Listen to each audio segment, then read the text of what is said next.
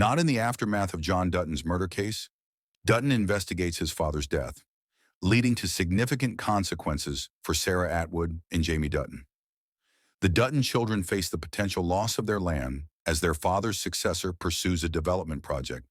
Atwood's plans are disrupted as the truth about her enemy's murder emerges, jeopardizing Jamie's personal and professional life. Medical report flashbacks show how 3 hired assassins broke into the governor's residence and murdered John Dutton after putting the Dutton patriarch under restraint and injecting him with medication to prevent revenge. The 3 men staged the death to appear as a suicide by planting evidence. Beth and Case Dutton were concerned by unexplainable physiological signs that began the minute he was dead. The current-day equivalent of the cattle commissioner uses his power to storm into the medical examiner's office and demand to see his father's body, and the report is underway. He makes it clear that he wants a thorough autopsy. After going over the coroner's notes, Case begs Janice Everly, the medical examiner, to rule the case a homicide. As the autopsy starts, despite her conviction that John committed suicide, Janice describes how he figured out how to put someone in a chokehold so they would be unconscious long enough to commit a crime. Janice starts to suspect foul play in relation to the governor's demise after he does the same thing with an employee. To determine if homicide was the cause of death, she begins to examine John's body for telltale symptoms. She soon changes her mind about the death after discovering traces of restraint and injuries. Since John's cause of death remains unknown, the matter is now being examined as a possible homicide. Janice has informed the lead detective, and a new inquiry begins. Case finds out that the weapon discovered at the scene of the crime was stolen from his office. Then, against Beth's wishes, he quickly approaches his adopted brother, Jamie Dutton, to address the Attorney General in an attempt to absolve himself of responsibility for their father's murder. The cattle commissioner flings Jamie across the table, but restrains himself from physically injuring him. After making sure his brother is being truthful, Case departs from the workplace.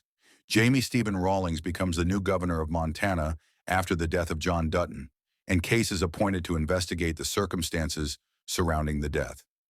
After elevating Clara Brewer, who had previously served as John's personal assistant, to the position of chief of staff, he meets with Jamie Dutton, Senator Linnell Perry, and others to debate the future of the Yellowstone Dutton Ranch.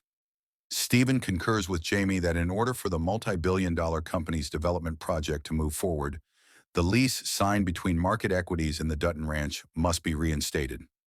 Nonetheless, he is curious about whether the state, rather than the corporation, could govern the idea by leasing the land.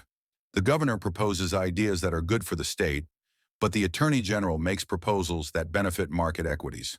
The Dutton Ranch will suffer as a result of Stephen and Jamie's proposals, which enrages Senator Perry and Clara. The first man cautions the second and third men that their plans will ruin Montana's natural beauty by attracting tourists and developers. The second one quits her job as chief of staff to the governor because she can't stand how the men in power want to ruin the place she's called home for a while. Once Clara quits her new job, she goes to the senator's office in Montana, where she is informed that she is free to provide sensitive information since she is no longer employed. If Perry wants the Dutton kids to know what Stephen and Jamie have planned, he needs Clara to tell them. Following their conversation, Stephen complies with Jamie's request and reinstates the Dutton Ranch lease by enforcing eminent domain.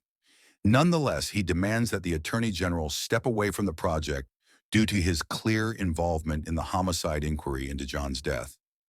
The newly installed governor averts criticism by shifting the focus to the adopted Dutton youngster Case. Meanwhile, Case and Beth have come to terms with the possibility that selling off some of the Dutton Ranch will be necessary to safeguard the remaining section.